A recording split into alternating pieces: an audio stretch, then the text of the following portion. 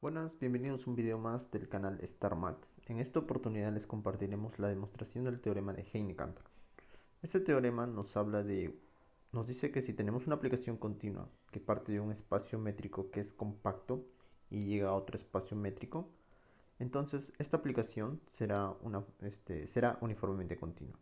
Hay otra versión de este teorema para funciones reales de variable real, la cual te dice que si tienes que la función es continua y parte de un intervalo cerrado y llega a R, entonces la función será uniformemente continua, ¿no? Este teorema sería como que la versión general, ¿no? Porque estamos hablando ya de espacios métricos. Entonces, para comenzar con nuestra demostración, voy a tomar un elemento P que está en el conjunto de partida, al cual le voy a llamar, le estoy llamando P. Entonces, la función es en particular continua en este punto P, ¿no? Por lo cual, por la definición de continuidad, se tendría que, para todo epsilon mayor a 0, existe un delta mayor a 0, tal que la distancia en y entre la imagen f de P y f de Q es menor a epsilon para todo Q que se encuentra en X, donde su distancia en X entre P y Q es menor a delta, ¿no? Entonces, bueno, se tendría esta definición, ¿no? Esta es la definición epsilon delta de continuidad, ¿no? En el punto P. Entonces, lo que voy a hacer es, como este epsilon es arbitrario, yo lo voy a tomar como que es menor la distancia de las imágenes a un epsilon medios. Aparte de eso, debemos de tener en cuenta que este delta en esta definición depende del punto P. Entonces, lo que voy a hacer es que voy a tomar delta como una función de P, que lo voy a llamar phi de P, ¿ok? Porque en sí depende de P y depende del epsilon, ¿ok? Lo que voy a hacer solamente con llamar delta igual phi de P es que como que estoy dando a entender que el delta depende de ese punto P, ¿no? Que para cada P existe un delta en específico. Es solamente por eso le estoy colocando esa notación.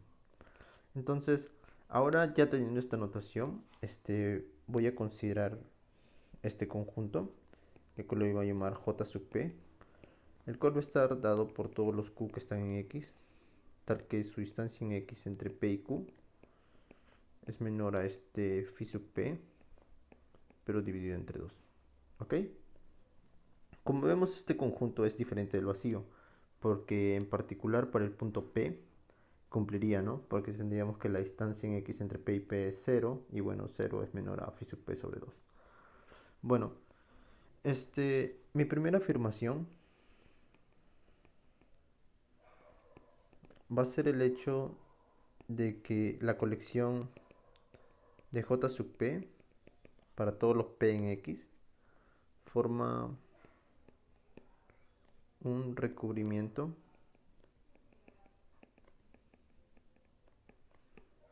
abierto de X, ¿no?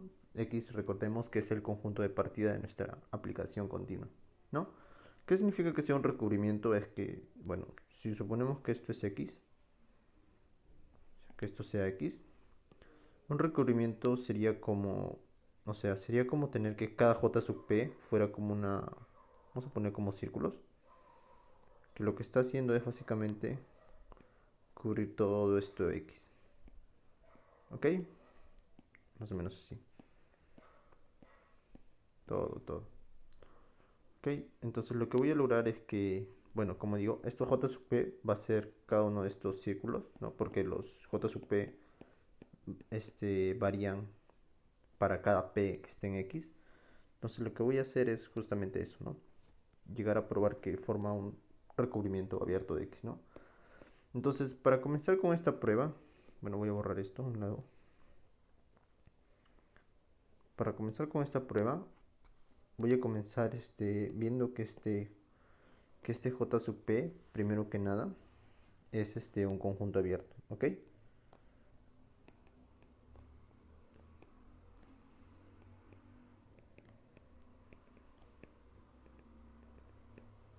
ok.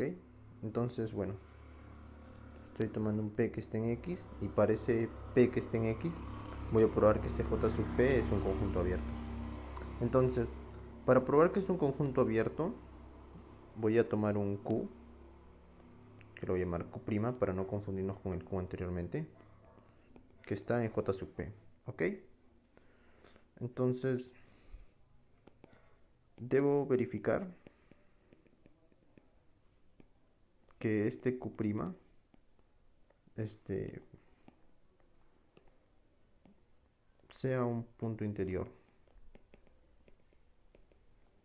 ¿no?, de J sub P. Y el hecho de verificar que sea un punto interior de J sub P no es otra cosa más que probar que existe una bola de centro Q' y radio R, tal que está íntegramente contenida en J sub P, ¿ok? Entonces vamos a considerar para eso una bola, ¿ok? Sea la bola de radio R, y en este caso R va a ser en particular phi sub P medios menos la distancia en X entre P y este Q', ¿ok? Ahorita este R va a tener como que sentido, porque estoy tomando este R en particular, ¿ok? Y bueno, el centro en Q', ¿no? Básicamente la notación de esta bola sería sería por esto. La bola en centro Q' y radio R, ¿ok?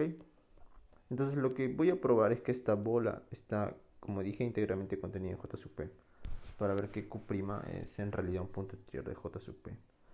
Entonces, para tomar esta contención, simplemente tenemos que tomar un punto que esté en la bola y ver que ese punto cae en el J sub P, ¿ok? Entonces voy a tomar un S que está en la bola de centro Q' y radio R. Como está ahí, entonces su distancia en X entre S y Q' es menor a R, ¿no? Entonces ahora pongámonos a pensar, ¿qué es lo que significa que S esté en J sub P? Que S esté en J sub P implicaría que cumpla esta condición de acá, ¿no?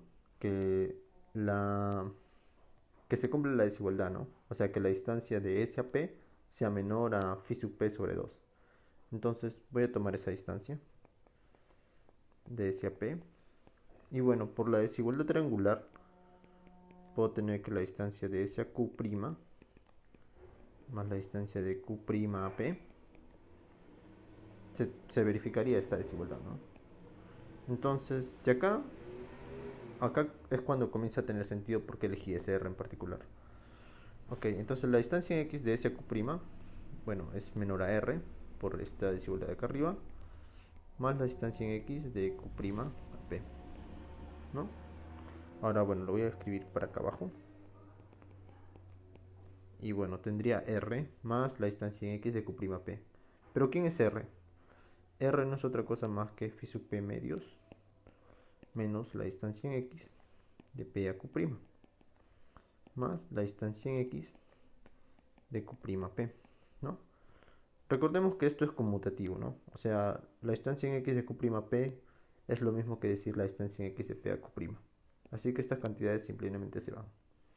Y tendría que la distancia en X de C a P es menor a phi sub P sobre 2.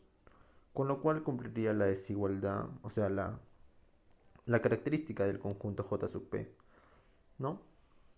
Entonces, por lo tanto, S necesitaría en J sub P. ¿Qué es lo que hemos probado con esto? Que nuestro elemento que estaba en la bola de centro Q' y radio R cae en J sub P, ¿no? Entonces así tenemos que la bola de centro Q' y radio R está contenida en J sub P, ¿no? ¿Y qué es lo que tenemos con esto, no? Tenemos que para Q' existe una bola de centro R que está íntegramente contenida en J sub P. Dicho de otra manera, Q' es un punto interior de J sub P, ¿no? Y como Q' era arbitrario,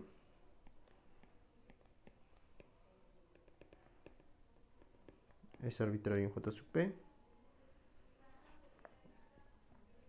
sea, lo que he hecho es bueno, y como Q' es arbitrario en J sub P, entonces todo punto de J sub P es punto interior, ¿no? Porque lo que he hecho es agarrar primero un punto que esté en J sub P y luego probar que ese punto es interior, ¿no? Entonces, bueno, así todo punto que esté en J sub P es interior. Por lo tanto, J sub P es un conjunto abierto, ¿no?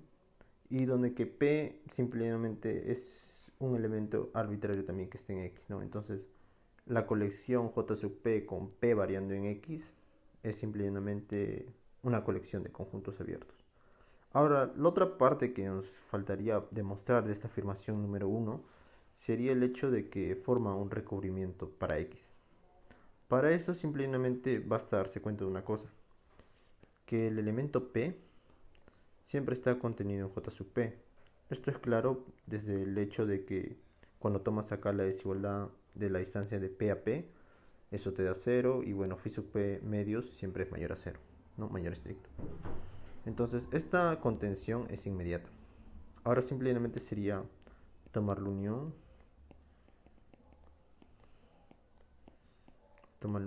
y bueno, es claro que esta unión se convierte en X, que es todo el conjunto de partida, y bueno, se tendría que básicamente estos J sub P forman un recubrimiento para X y un recubrimiento abierto, puesto que cada J sub P ya hemos visto que es un conjunto abierto.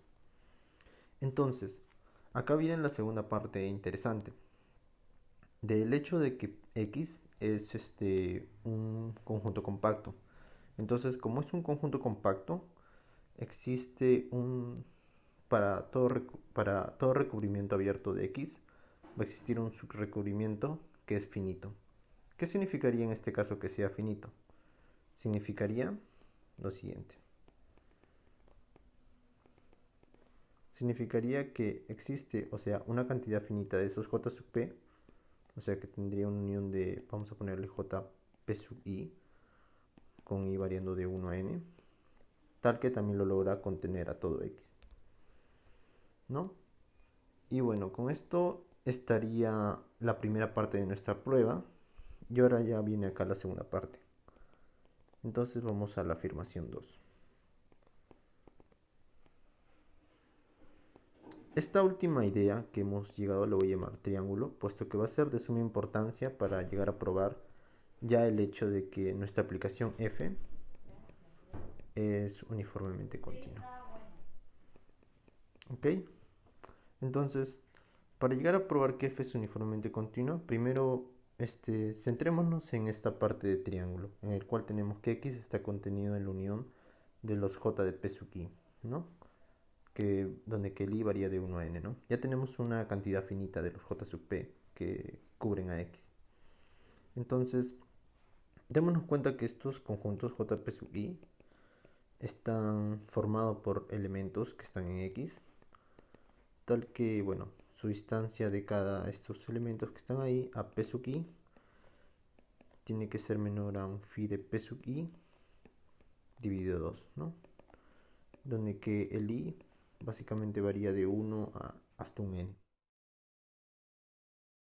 Entonces nos encontramos en la afirmación 2 del teorema de Heine-Cantor, ¿no? En la cual ya hemos probado que X está cubierto por una colección finita, ¿no? De J de P sub I. Y bueno, nuestra afirmación 2 es bueno, ya probar que F es en sí uniformemente continuo, ¿no? Lo que escribí primero era ver cómo los J de P sub I están definidos, ¿no?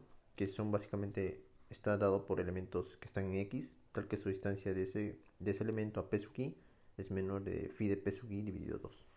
¿Ok? Entonces voy a comenzar voy a llamarle un delta prima, ahorita verán por qué. Delta prima va a ser un medio por el mínimo de todos estos phi de P sub I, desde el 1 hasta el n. ¿Ok? Es acá claro darse cuenta que este delta prima es mayor a 0, ¿no? Porque recuerden que estos phi de P sub I en realidad son números positivos, ¿no? Recuerden que los habíamos tomado como, como era el delta en sí de la definición, de cuando hablábamos de la definición de continuidad en el punto P, ¿no? El delta era el phi sub P, ¿no? Entonces son números que son positivos, ¿no? Entonces este delta prima básicamente acá es el mínimo de una cantidad finita de números positivos. Entonces, como es el mínimo de una cantidad finita de números que son positivos, entonces por esa razón el delta prima es positivo, ¿no? Sigue siendo mayor a cero. Ahora lo que voy a hacer es tomar dos elementos que lo voy a llamar P raya y Q raya. Le estoy llamando P raya y Q raya por el hecho para no confundir con el P y Q que tomamos al principio de nuestra demostración, ¿ok? Entonces sean P raya y Q raya que están en X, ¿ok? Donde la distancia en X entre este P raya y este Q raya es menor justamente a este delta prima, ¿ok? Entonces, desde que este P raya está en X, y como vemos, X está contenido por esa unión finita, ¿no? De JP sub I, entonces existe un P sub M que está en X, ¿no? Donde básicamente este M está entre 1 y N, tal que este P raya pertenece a J de P sub M, ¿no? Porque básicamente X está contenido en esa unión, ¿no? Entonces estaría diciendo que este P raya está contenido en esa unión, ¿no? Y como está contenido en una unión de conjuntos, tiene que estar en al menos uno de ellos, ¿no? En este caso yo a ese elemento, a este conjunto le estoy llamando J de P sub M, ¿ok? Desde el hecho de que ese P raya esté en J de P sub M, se tendría que su distancia en X de P raya a P sub M va a ser menor a phi de P sub M dividido 2, ¿no? Lo que es lo mismo que decir que es menor a phi de P sub M, ¿no? Porque son números positivos. Ok, esto lo voy a llamar asterisco porque lo voy a usar más adelante. Y bueno, por acá abajo voy a poner que la distancia en X de Q raya P sub M es menor a la distancia en X de Q raya P más la distancia en X de P raya P sub M, ¿no? Esto es por la desigualdad triangular, ¿no? Pero la distancia en X entre Q raya y P raya es menor a delta prima, ¿no? Y la distancia en X de P raya y P sub M es menor a phi de P sub M dividido 2. Pero delta prima es el mínimo, ¿no? El mínimo de básicamente todo estos, ¿no? Un medio por el mínimo de los phi de P sub I, ¿no? Entonces en particular va a ser menor a phi de P sub M dividido 2, porque es el mínimo, ¿no? Y bueno, y de acá se tendría ya que la distancia en X de Q raya y P sub M es menor a phi de P sub M, ¿no? Por esta suma, ¿no? Y bueno, esto lo voy a llamar ya doble asterisco. Entonces, acá, como el P sub M está en X y la función es continua en todo X, entonces es en particular continua en P sub M, ¿no?